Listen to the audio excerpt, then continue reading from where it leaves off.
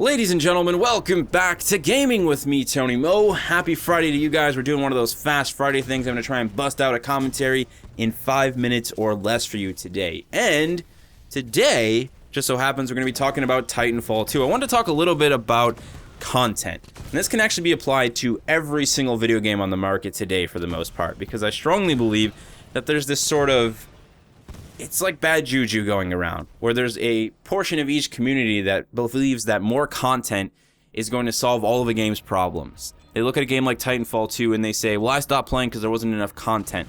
I mean, I've actually seen people say things like, the game needs more guns or more Titans. Okay, I get it. Adding more things to a game is always satisfying. You know, as a player, seeing something new to experience, there's an instant sort of gratification to that.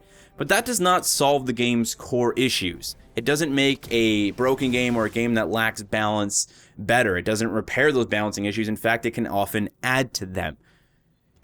It's not the solution that you think it is. And for many people sitting out there who aren't actually enjoying the core experience that Titanfall 2 has to offer, more content isn't going to make you love the game anymore. Throwing more game modes into the mix and more maps isn't going to suddenly make you think that Titanfall 2 is the best damn thing since sliced bread. It's just not going to work. It might pad your experience for another couple hours. You might jump back in and say, man, new guns, new Titans, new maps. And you might check that stuff out for maybe 5 or 6 hours, but once that then becomes old and is no longer new, you'll simply get frustrated and want to move on again. Destiny has struggled deeply with this. I shouldn't say Destiny, I should say people who play Destiny have struggled deeply with this. Many of them didn't actually enjoy the core gameplay experience to begin with, but they were there because of the padding and the consistent progression that the game offered, so they could grind away and grind away and grind away and unlock more and more content. And as Bungie threw and released more content at them, they kept eating it up. But every single time the content would run out, they would realize that they weren't actually playing a game they truly appreciated or enjoyed from any perspective, and they would find themselves once again pissed, infuriated, and frustrated. More content is not always the answer. I think Overwatch is a really great example of a game that stresses the fact that content isn't the answer, and Counter-Strike can be thrown in there as well.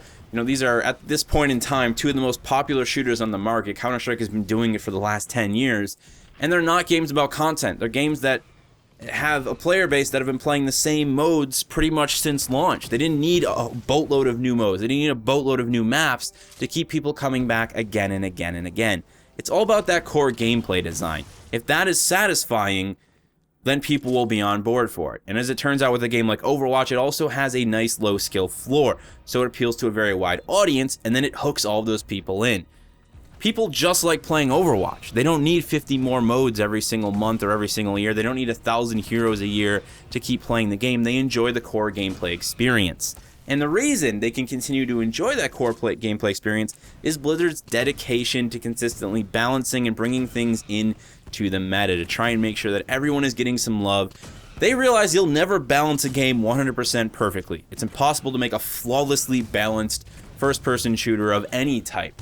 But making sure you're doing your best to leverage things consistently to bring something into the game that maybe has been weak or struggling, much like they did with Symmetra not too long ago, is very, very important. That's what keeps people playing the game again and again. And that is the situation that Titanfall 2 currently sits in. So as much as I try and be positive and excited for the release of Livefire, adding an additional game mode to a game that needs a lot of work in the field of balance doesn't really make too much sense to me. And really, I'm excited for Livefire because I'm excited for the potential balance patch that is going to launch alongside of it.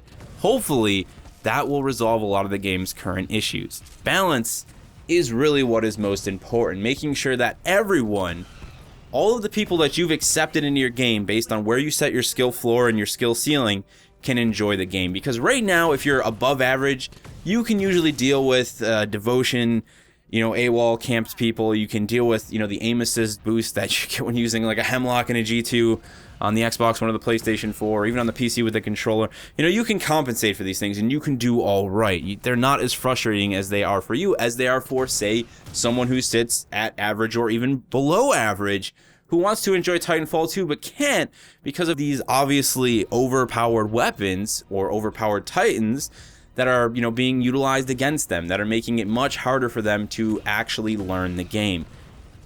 I'm not saying that we have to soften up Titanfall 2. I'm not saying that the skill floor should be dropped and that the skill ceiling should be dropped.